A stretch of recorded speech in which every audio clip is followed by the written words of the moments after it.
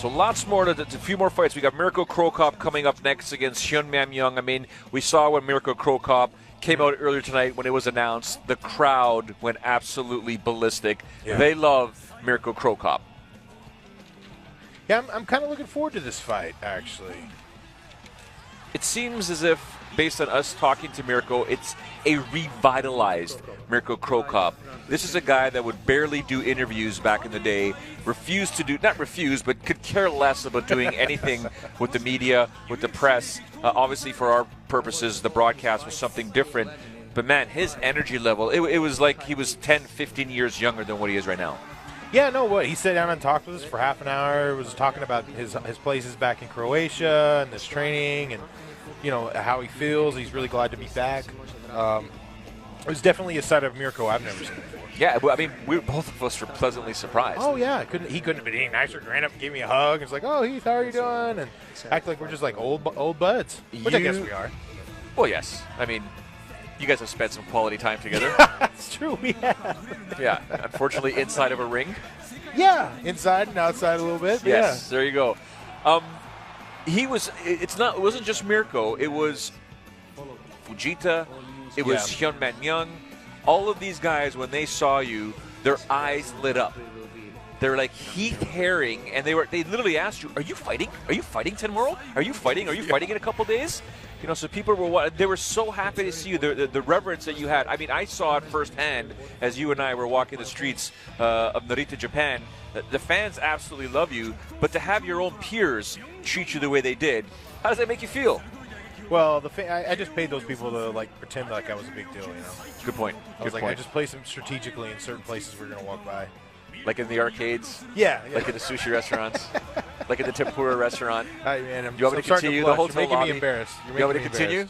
Walking the street? You humble me through words. But yeah, people like you. It was fantastic to be back. It's just was such a great time, and for me it's so exciting to see Mirko and Fujita, and you know, we're talking about 10, 15 years ago at the height of Pride, and now here we are, and it just feels like there's this resurgence of the sport, and it's super. I mean, for me, having been around it and having competed so many times over here, it's very, very exciting to see it kind of on the ascension and coming back.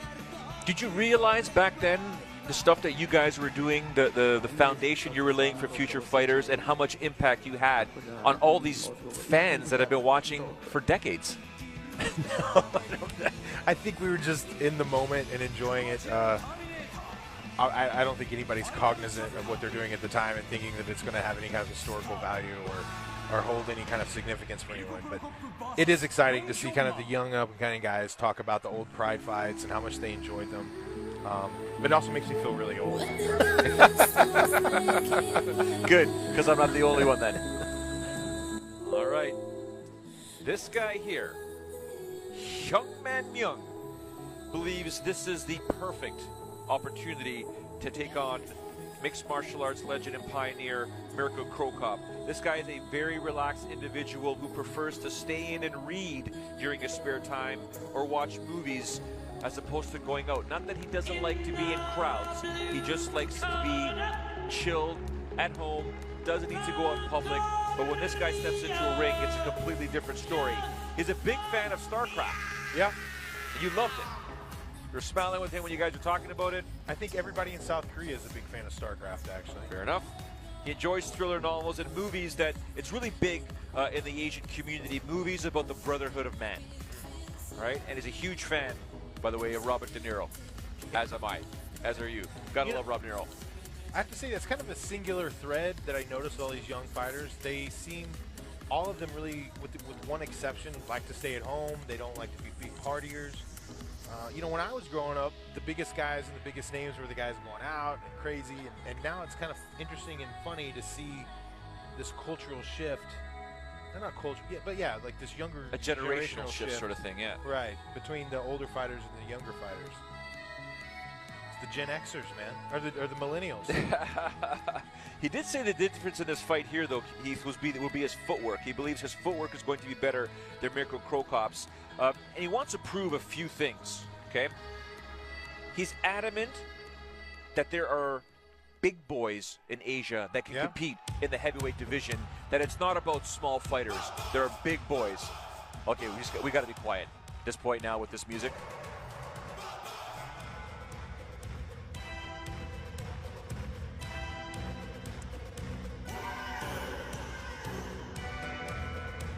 Goosebumps on top of goosebumps.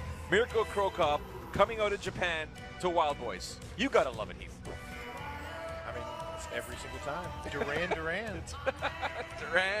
Duran. As we mentioned earlier, ladies and gentlemen, Mirko Cro Cop is in a different place right now. Very relaxed. Actually talked about the training that he put in for this camp and some of the numbers and measurements that he was going through. He was beating some of the time that he had when he was younger in his 30s. He said he's reached a whole new level of training right now. At this point in his career, he actually enjoys it. Better shape now than he was before.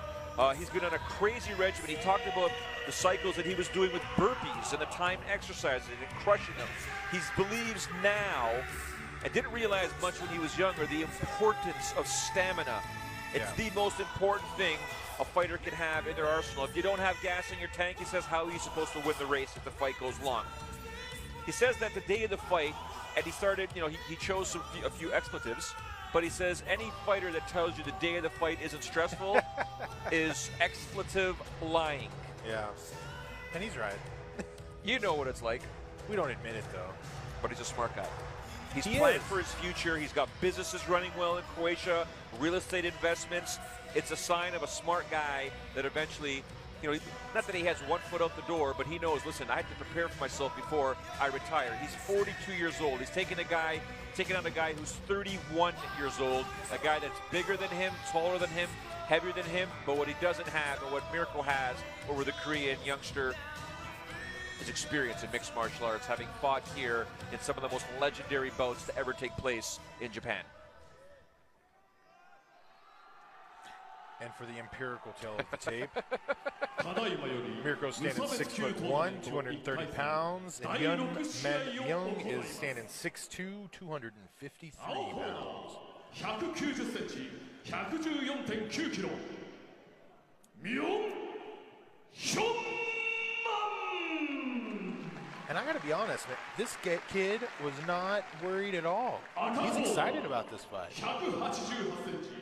We'll see how excited he is once he gets kicked once or twice, but, that's a whole nother story. Mirko Cro Cop.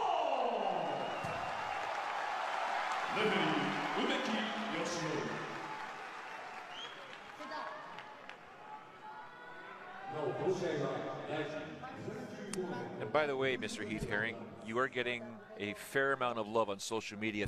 People are thanking you for calling themselves and myself the metrically challenged. So we do thank you for translating some of these numbers.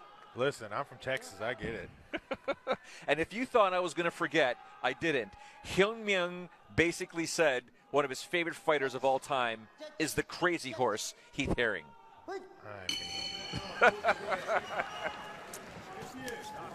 Very aggressive right off the bat. Yeah, and this is kind of what Hyun Man was telling us. He said he's going to come out, he's going to really put pressure on Mirko, and he's doing it. And the one thing Mirko told us as well is all the pressure is on Cro Cop tonight. He's the one with the name. No one really knows potentially who Myung is. Yeah. I'm expected to win, and I have to win. Well, and don't forget also, too, Mirko was talking about his wrestling. He was telling us about his takedowns, so I'm kind of waiting to see one. That is correct. He did mention, He was pretty, and here we go. This is exactly what he was talking about working on. The double underhooks and the trip. Yep. That trip, exactly what he predicted. Executed exactly he said that in this training camp, he was dropping guys with this exact move over and over again to the point where he said it's unstoppable. Well, and we just saw it. Mirko with the takedown. It's a new day. Those 4 or 5 words in one sentence, I don't think that everyone was ever going to say that. Mirko with the takedown. And he's got full mount. Mirko with the takedown to the full mount, and we have entered the alternate reality. I think he needs to break the space there first, which is what he's done. Keep the balance look at there. this. Mirko on top, full mount, keeping in control.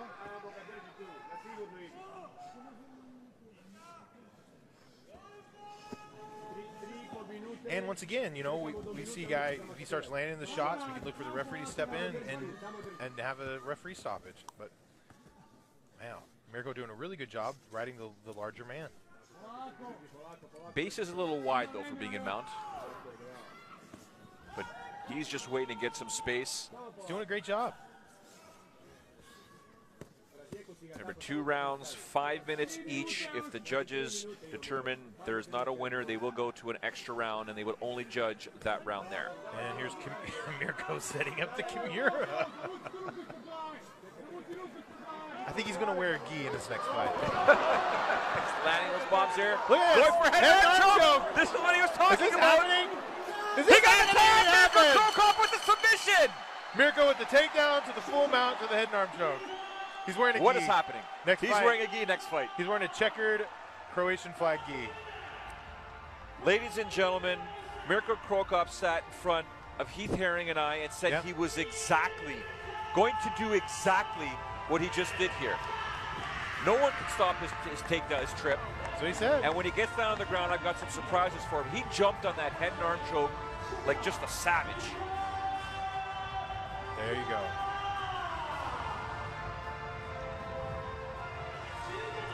Croatian Jiu-Jitsu. Can I bring something up to you? Not only does Mirko Cro Cop advance in this tournament, I'm just throwing it out there. Potential rematch with Vanderlei Silva, seeing as Vanderlei is in this tournament. I mean, come on. Everybody's been thinking about that since they announced it.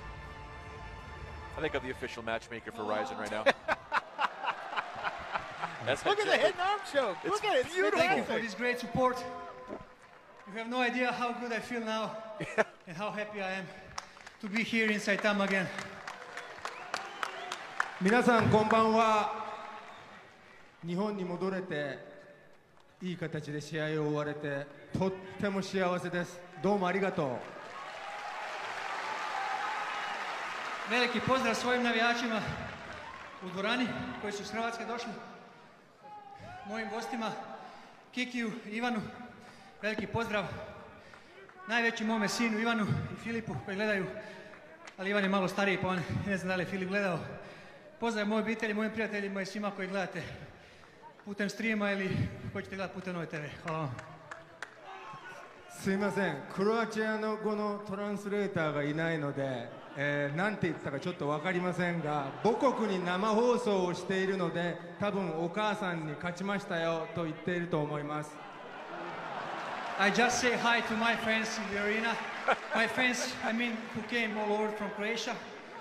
And for people who are supporting me in Croatia, to my family, to my 2 sons, and to the people in Croatia who are watching live and who is going to watch later broadcasting. 今